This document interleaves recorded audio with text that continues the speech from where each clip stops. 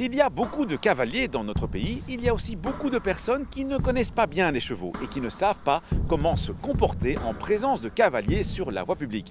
La première chose qu'il faut avoir en tête, c'est que le cheval est un animal craintif. Mais un cheval est à la base un animal qui a de l'instinct et c'est un animal de proie. Donc il va avoir peur et prendre la fuite, c'est comme ça, c'est dans sa nature. Et ça, c'est extrêmement dangereux sur la route. Quel conseil peut-on donner aux autres usagers, que ce soit des cyclistes, des motards ou des conducteurs d'auto?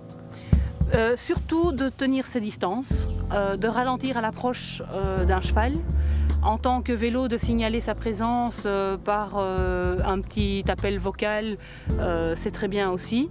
Lors du dépassement, toujours doucement, vraiment doucement, parce qu'un cheval peut faire un écart sur la voiture et encore une fois engendrer un accident.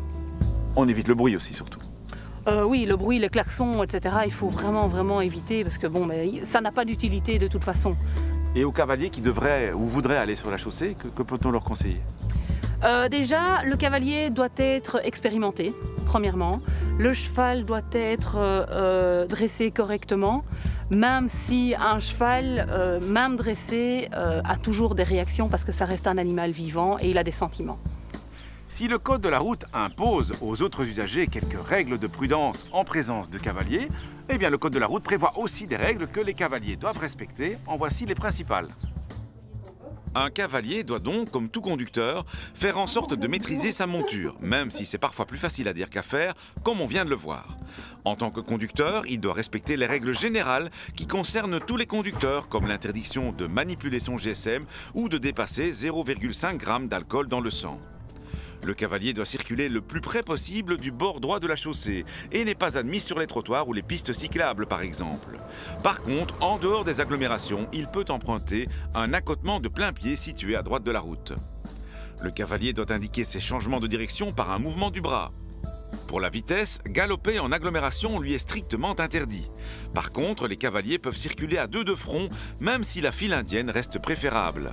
Enfin, rappelons que l'âge minimum pour un cavalier seul est de 14 ans, mais peut descendre à 12 ans à condition d'être accompagné d'un cavalier âgé d'au moins 21 ans.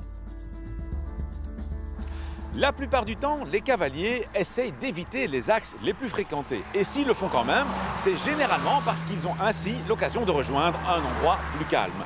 Quel que soit l'endroit où vous les croisez, nous vous demandons de faire preuve de patience et de prudence pour leur sécurité, mais aussi pour la vôtre. À la question de la semaine dernière, il fallait répondre qu'un automobiliste doit pouvoir se saisir de son extincteur en maximum 10 secondes. À gagner cette semaine, un paquet cadeau Kinépolis avec 2 tickets de cinéma et un bon nourriture et boissons. La question, pour guider un cheval seul sur la voie publique, il faut avoir 10 ans, 12 ans ou 14 ans. Soit vous téléphonez au 0905 56 493, soit vous envoyez un SMS au 6020 en tapant contact 1, 2 ou 3 et vos coordonnées complètes. Comment doivent s'habiller les motards et leurs passagers? Été comme hiver, la loi leur impose de porter un casque, mais aussi des gants, une veste à manches longues et un pantalon ou une combinaison, ainsi que des bottes ou des bottillons qui protègent les chevilles. Le casque doit être homologué pour la moto. Les autres équipements ne doivent pas être homologués, mais nous ne pouvons que vous recommander de vous procurer des vêtements spécialement conçus pour la pratique de la moto. À la semaine prochaine et d'ici là, bonne route!